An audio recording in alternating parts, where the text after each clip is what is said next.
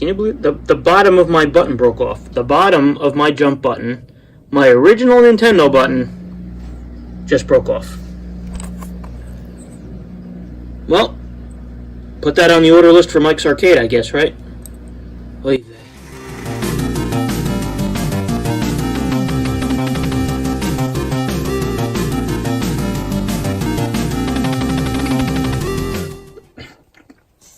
We have our Donkey Kong power supply. We just took this guy out. Zoom out a little bit.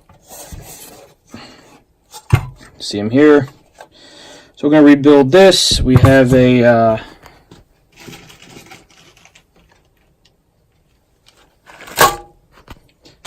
cap kit for that. So we're good to go. And then we gotta deal with this. That is our very badly mangled power cord. So that is what we're going to be working on now and in the coming days to see if we can power this thing on. Like I said, I got 2 sets of boards. You can see over there, I got 1 set in that box. It's supposed to be a working set, and then the original set is over there. It's missing some chips. So I didn't know what chips it was missing, but now if I know if the other board works, I could just compare what the other board has to this board, and I could try to replace some chips and burn some ROMs. So we'll see. And I'm getting a cold. So anyway, that's where we are right now. We'll come back and we'll take a look how we did. Alright, so I got that apart. What a pain in the neck. Little screws and standoffs. This is going to be interesting to get back together. I'm not looking forward to that. But going through here, I mean, these big caps here, they're all domed out. I don't know if you could tell. It's kind of hard to get you a good angle, but they're all domed out. They all need to be replaced. They're old, you know, 38, 39 years old. They need to go. And here's the other board. It has a bunch of little caps here. Those got to go. And I don't know if the kit gives me these 2 big caps. Maybe, maybe not. Doesn't matter. We'll replace what the kit gives us, and then try to get this damn thing back together. I got to see if I even remember how to get this back together. I took some pictures and I took a little bit of video of it as I was taking it apart, so that should help. But anyway, I'm not going to bore you with the process of capping this. There's a guy, I think his name's John Tomlin, Tomlin. He did a whole like hour and 20-minute video of him capping one of these, taking it apart and putting it back together, which I might have to refer to put it back together. But if you want to see somebody cap one of these things step by step, his is a good video to go watch on his channel. I'd recommend that. All right. What I'm going to do is when this is all put back together and capped, I'll come back. I'll actually show you. I'll come back and I'll show you it with all the new caps on it. You know, and then I'll probably come back again and show you if and when I finally got it put back together. But yeah, we're not going to go through this whole thing together. That's way too long. Way too boring, too. So, anyway, I'll be back. Alright, that wasn't so bad. Now you can see we got our new caps here.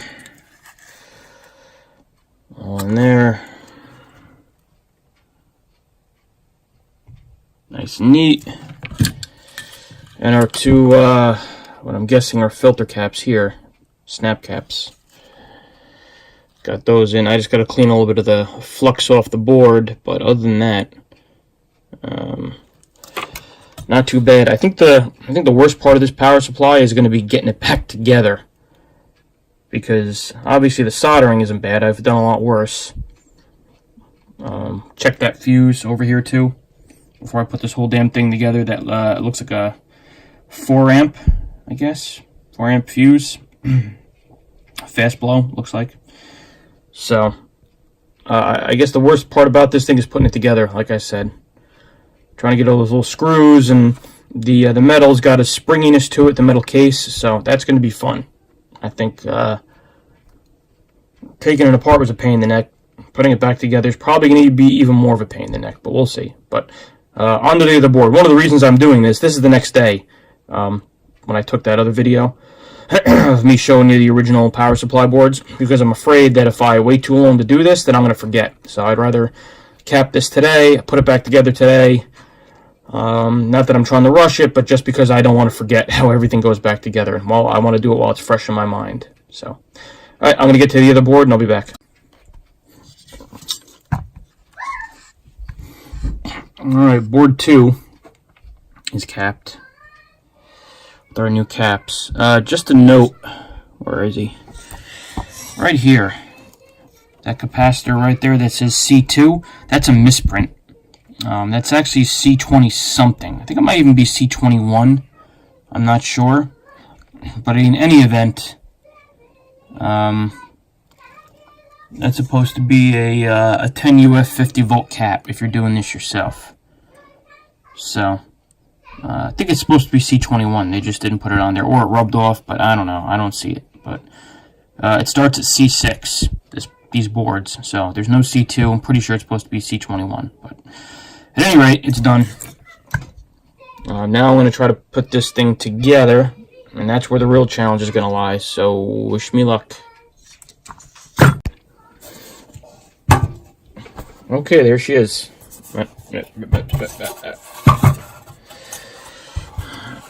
There we go. Got her all back together. Not as bad as I thought. It was actually pretty self-explanatory. So, nice big heatsink there.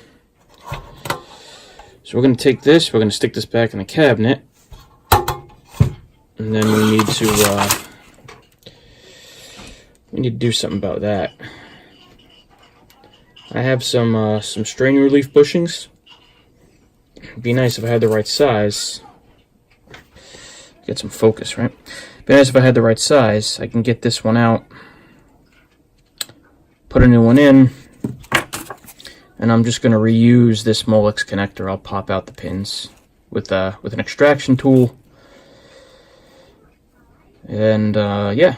We'll just kind of replicate this. Maybe if I could even save this sleeve and everything, that'd be pretty cool. So, anyway, let's get to work on that. I want to see if I could actually fire this cabinet up and test the voltages today. Because before I hook anything up to this, just like we did at the Rally X, you need to test voltages before you hook anything up to a newly built power supply, or any power supply, for that matter, you don't know about. Because you don't want to go frying your nice PCB, and we don't want to do that. So let's see what we can accomplish, and we'll come back. Alright, so I got our strain relief bushing removed from that plate. You can see here. What I have is, because I used to do strain relief stuff, a pair of strain relief pliers. These are like 20 bucks, I think, on Amazon. They make the brand name Heiko ones for a lot more money, but these are fine. You see the jaws, the jaws they have here. It's used to compress the strain relief bushing to crimp new ones. So we got the strain relief out of there, pulled it out. I'm going to reuse this Molex connector just because I don't have another one of these. You can see I labeled it because it's keyed to go one way into the game, right? So you can see I labeled our black on that side and our white wire on this side. And obviously our ground wire, we'll stick another ring terminal on there. That connects to the ground point in the cabinet. That's no big deal. We're going to get rid of this. I'd love to know what happened to that. Jeez, that's crazy. So, all right, let's get this done. Oh, all right, so that came out pretty good. I reused, this thing needs to focus. I reused the strain relief bushing, put it back in there. That way we have strain relief. This nice piece of sheeting, if you will, jacket, whatever. Slit in there where the ground goes separately. Then we have our hot and neutral, and I have this attached to a longer than normal cord. I like my cords a little bit longer. So this is about maybe 10 feet right here, 12 feet. So I took off 2 or 3 feet when I was making it. So this will be a nice little updated power cord. Anything's better than that, right? So I'm going to get everything installed in the game, and when we come back, I will film me testing the voltages. Should be interesting. Either that or I'll set the cabinet on fire, whatever. So we'll be back. So we're hooked up. We're good to go. I have everything back in here. We got our ground replaced in there. We got our strain relief bolted in there. All right, so we're looking more normal now. We're looking like we're getting ourselves back together. We're now going to test these voltages to see how we're doing. I have the monitor unplugged just in case. All right, I'm going to put you down here, and what I've done here is I have our pinouts, what our pinouts should be, next to my meter. And I will be looking as I do this, but I'll call it out to kind of say, hey, you know, I'm probing this pin right now. What do we got? So let's turn her on. Didn't hear anything explode. That's always good. It means my caps are all in correctly. So let's see. Here we go. So we're going to start with this 10-pin connector. I have my black on the ground, the green ground. So let's see, brown, negative 5.2. All right, red, negative 5.2. Orange, negative 5.2. And yellow, negative 5.2. We're going to go to our white, plus 5, 5.2. And our black, 5.21. All right, so that's looking good. That's our 10-pin. It is a little high. A little concerned about that, but I'm thinking once we put a load on it, it'll come down a little bit more. The problem with trying to adjust these Nintendo power supplies is you have to take them all apart in order to get in there.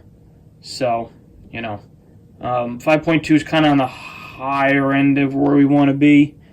It makes me a little bit nervous, but I'll see. Last thing I want to do is blow anything up that I know works. All right, so here we go. We're going to probe our brown, which is our ground here. There we go. All right.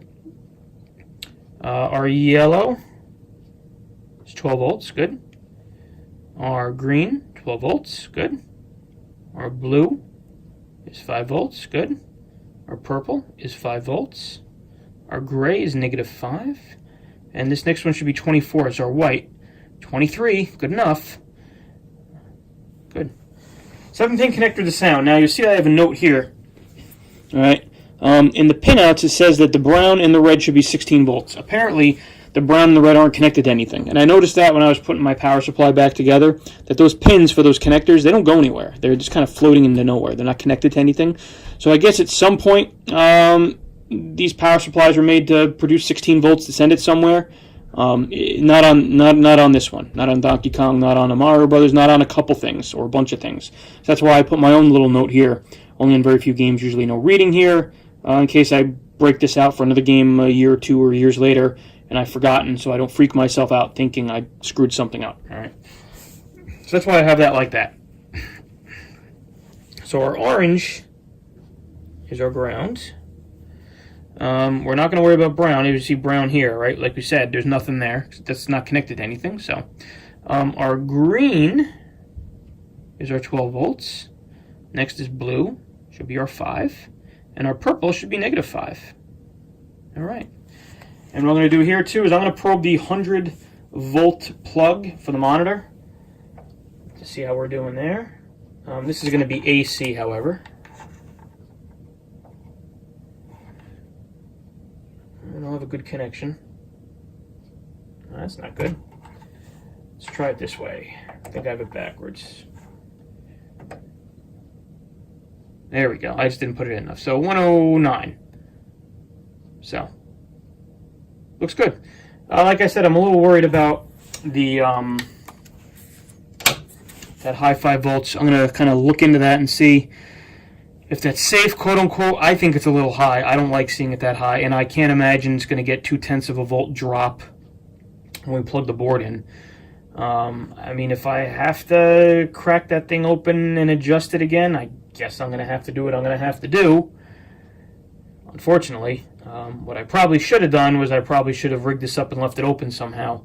That way I could have tested the voltages and adjusted them easier, but I did not do that. So anyway, We'll come back. I'll see. I'd love to try to plug in a PCB right now, but again, that high 5 volts has me a little nervous. I don't want to blow anything, especially my working Donkey Kong PCB, or at least the Donkey Kong PCB I think works. So, when I get that sorted out, we'll be back, and I will make sure that you are here for the first test. For the Donkey Kong right here, that comes on this, that comes on the frame of the Sanyo, and this board probably has the worst caps I've ever seen.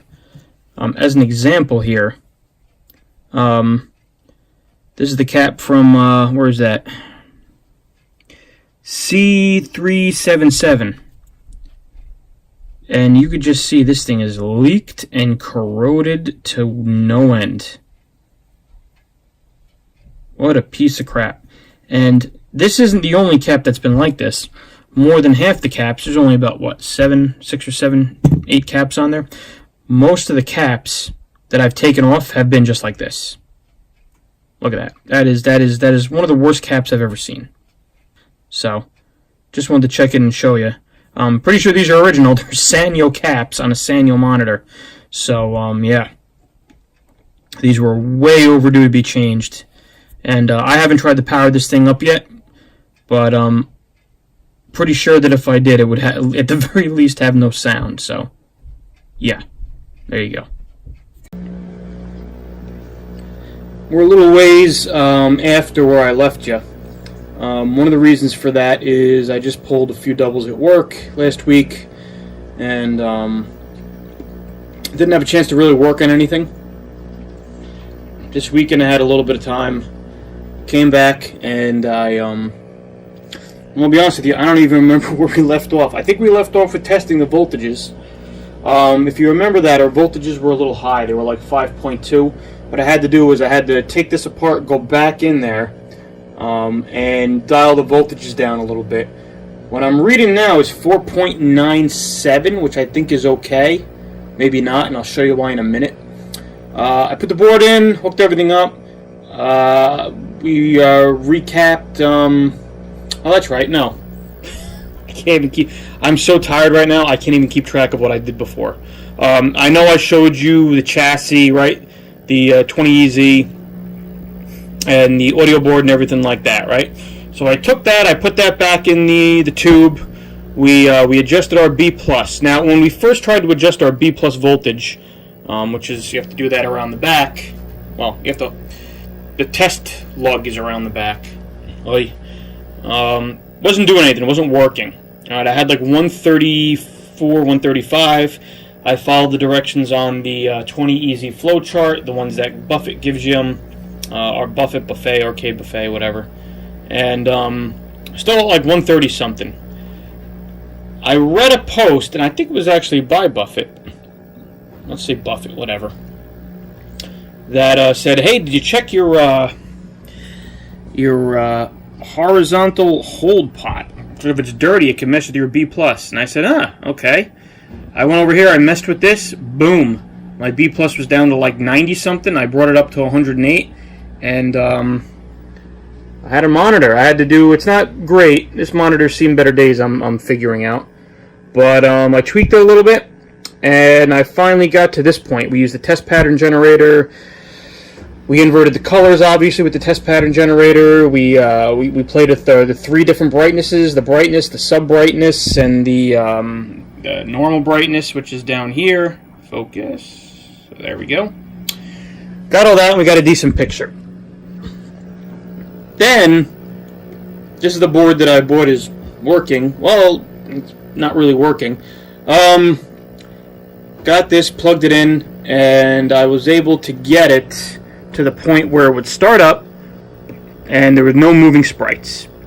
Okay, all right, that's a problem. Tested voltages came back at 4.9, 4.8, something like that. Might be a little low.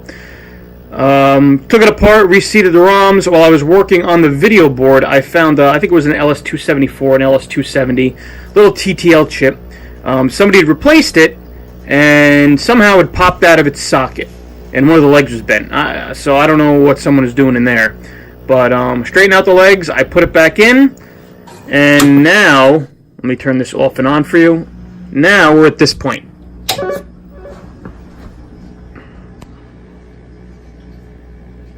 Alright, we got our splash screen there. There we go. We got our sprites. And I didn't do it here, but I could actually play it. I could hook up the control panel over there, and I could play it. Problem is, right, see how Mario died, and now we're supposed to go to the title screen, and I think it's supposed to say 1981 Nintendo or something like that. Well, that's as far as it gets. It just stays here. It says Donkey Kong, and that's it. You'll see right here in the center of the screen, it needs to be degaussed a little bit. That's not my camera or the glare. That is a little bit of discoloration, which I read is common whenever you do anything with these monitors. They need some fixing or some degaussing. So we're going to get that done. However, now we have some PCB issues. The only things I did was like I said, I went in there and I checked the chips. I found that loose chip. I reseated some ROMs, and brings us to here. The good thing is that you can play it. So I don't know why it just hangs to the title screen. You can play it. Actually, you know what I'll do? Let me pause here, and I'll set up the tripod, and I'll hook up our control panel. And we'll play a little bit of Donkey Kong. All right. I can't flip the monitor the right way, because the wires are kind of, the way I have it hooked up here on this kiddie chair, the wires are kind of taut. So we're gonna have to deal with it like this, but you'll get the idea. You'll see that I could play it and everything. I could do whatever I got to do. It's just for some reason the title screen's the problem. All right, and the speakers over there, so it's gonna sound a little weird. But let me get the tripod and we'll play with it. Okay. Let's turn her on, move you a little bit so I can make some room, see what I'm doing. Let's turn her on. You also hear in the background, I don't know if the camera's picking it up, there's a little, like a little warble sound in the background. I think I read on some repair logs that that's kind of a normal thing. Or not a normal thing, but it's an issue that creeps up. I think my blue, now looking at this picture too, you can probably tell, my colors could probably be adjusted. It looks better on the camera than it does in person. My colors are a little off. Looks like my blue could use some adjusting. But whatever, we're not there yet. So I gotta turn it off and turn it back on because I talk too much. If I put credits in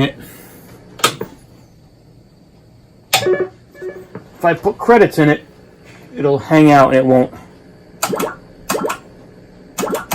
Yeah, put a bunch of credits on it. All right, let's go. Now I got the control panel. Here's our sprites. Our music's good so far.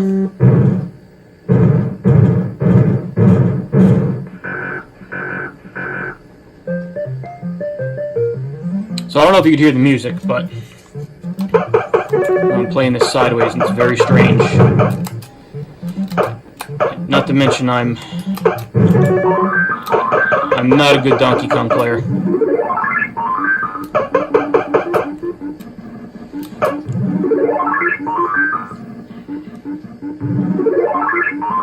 Oh!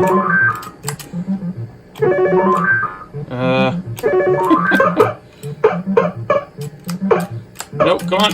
Oh! Yeah, no. Ugh. That's not bad for playing sideways. There you go. So that's where we are now. Before I was playing, and I did get to the second stage, and it transitioned to the next stage just fine. The elevators, I think they are.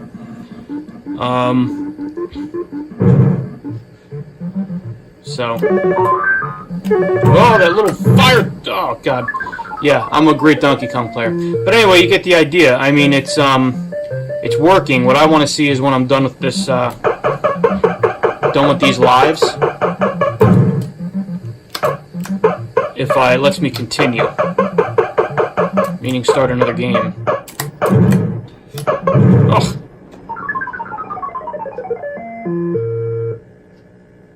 Game over. Alright, let's see. Alright. And then obviously it's just going to sit there and say push 1 or 2 player button. And I can start another game if I want to. let's try to start. No, I just started 2-player. Let's see. So far the only problems are, or the only problem is that hanging at the title screen.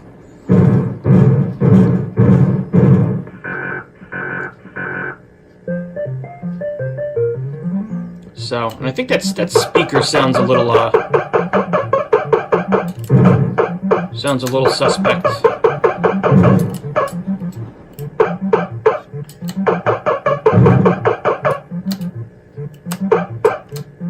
Oops. Alright, player 2, good.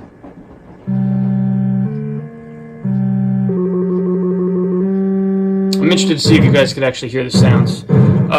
Screen doesn't look too bad. I mean, honestly, it looks like I'm having more trouble here with the blue than I am here, if you see. See if you go this way. You know? So, God only knows what that is or why that is, but we'll get to that. I really didn't miss the color pots too much. I was just happy to get this thing, you know, working.